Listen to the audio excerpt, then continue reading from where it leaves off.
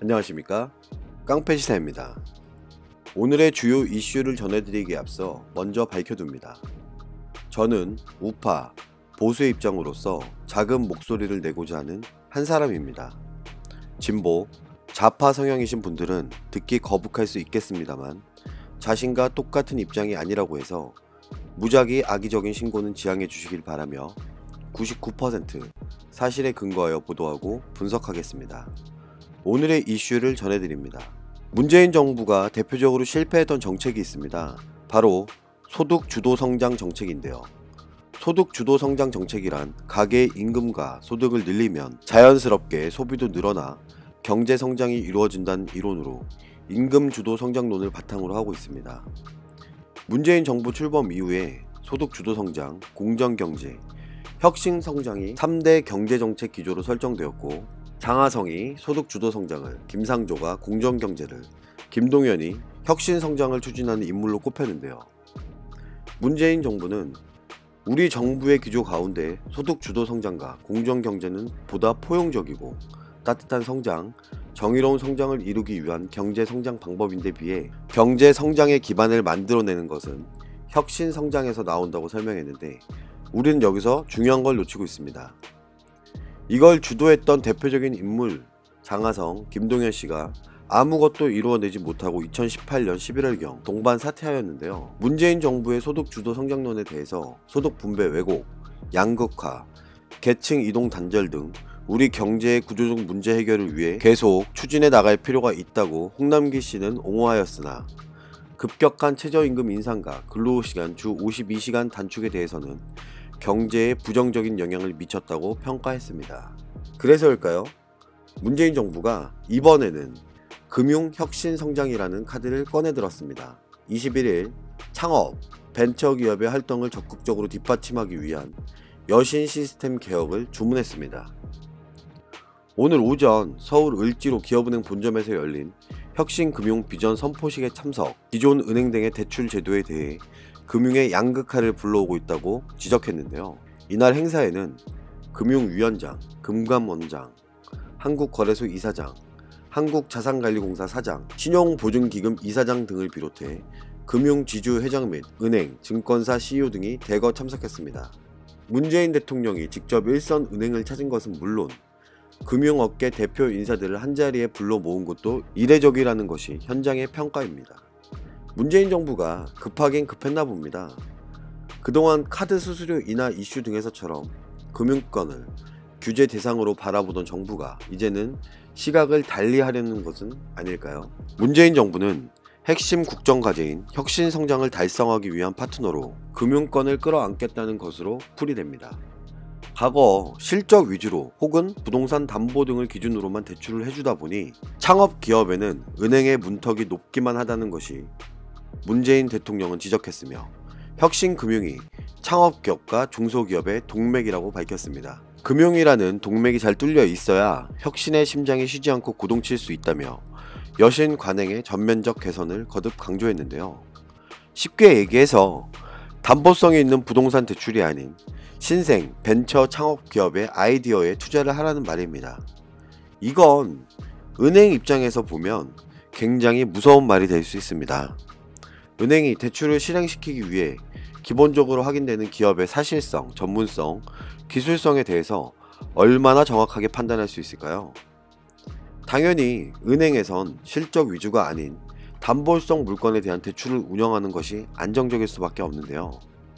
문재인 정부의 이런 지적 뒤에는 아이디어를 갖춘 창업, 벤처기업들의 자금 조달 걱정 없이 과감한 도전을 거듭해야 제2의 벤처붐을 조성해야만 혁신 성장을 앞당길 수 있다는 판단이 깔려 있습니다.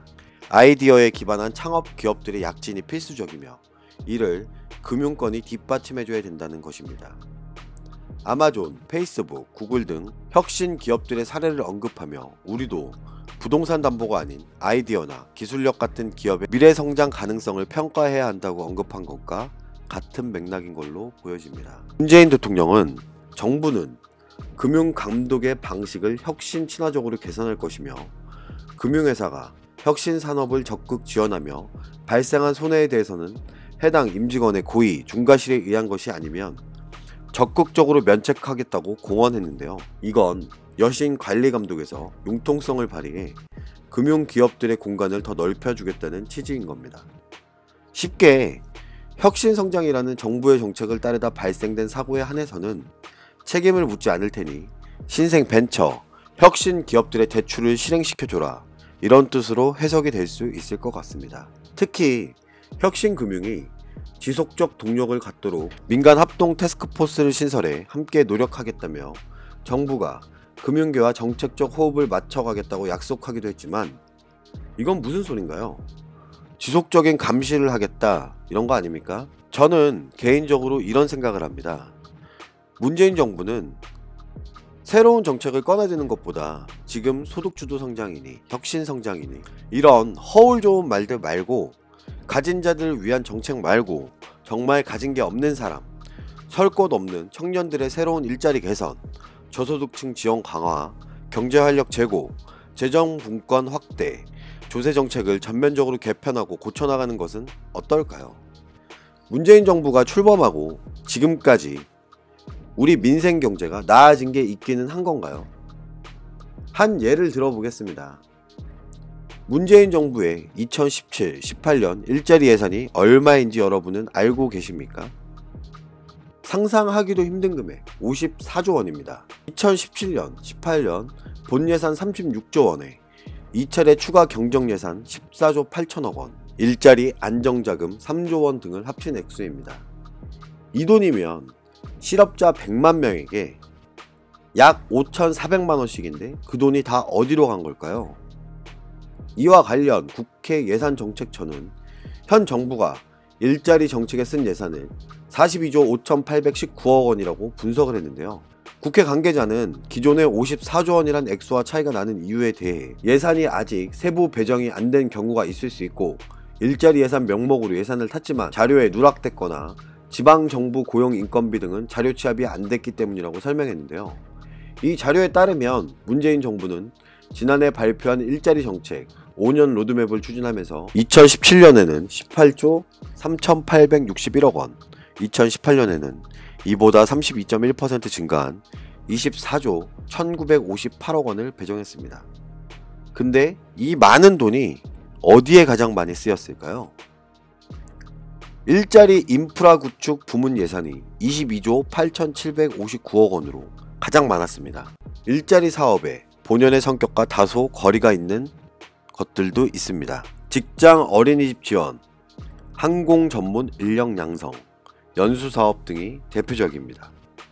또한 근로여건 개선과 비정규직 문제 해소 등을 포함한 일자리 질 개선 예산에는 2018년 3조 265억 원이 투입됐습니다.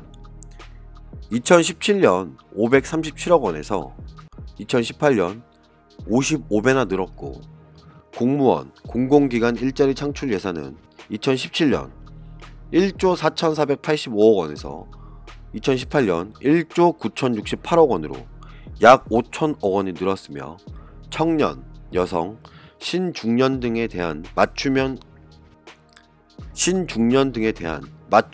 일자리 예산도 1조 4,575억 원에서 2조 430억 원으로 증가했지만, 이 중 공공 일자리 확충 예산이 2017년 1조 4,485억 원에서 2018년 1조 9,068억 원으로 31.6%로 크게 뛰었습니다.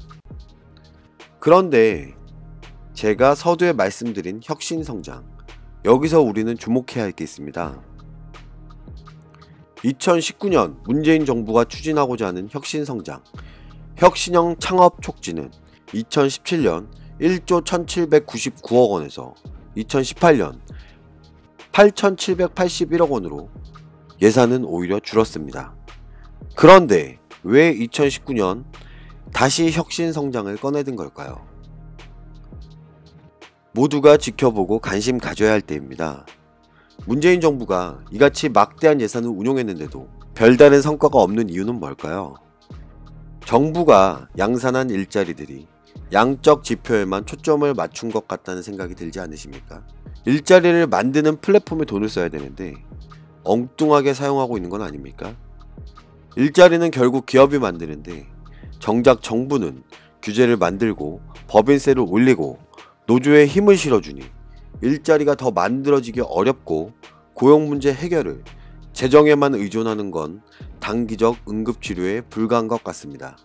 이런 문재인 정부가 난간에 부딪힐 때마다 꺼내드는 새로운 정책과 기존의 실패한 정책들을 살펴보며 이제 우리는 누구의 목소리를 계속 응원해야 할까요?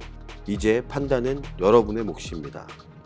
우리 자유민주주의를 위해 우리가 할 수 있는 일은 이런 목소리를 응원하고 지켜봐줘야 할 것입니다. 오늘도 감사합니다.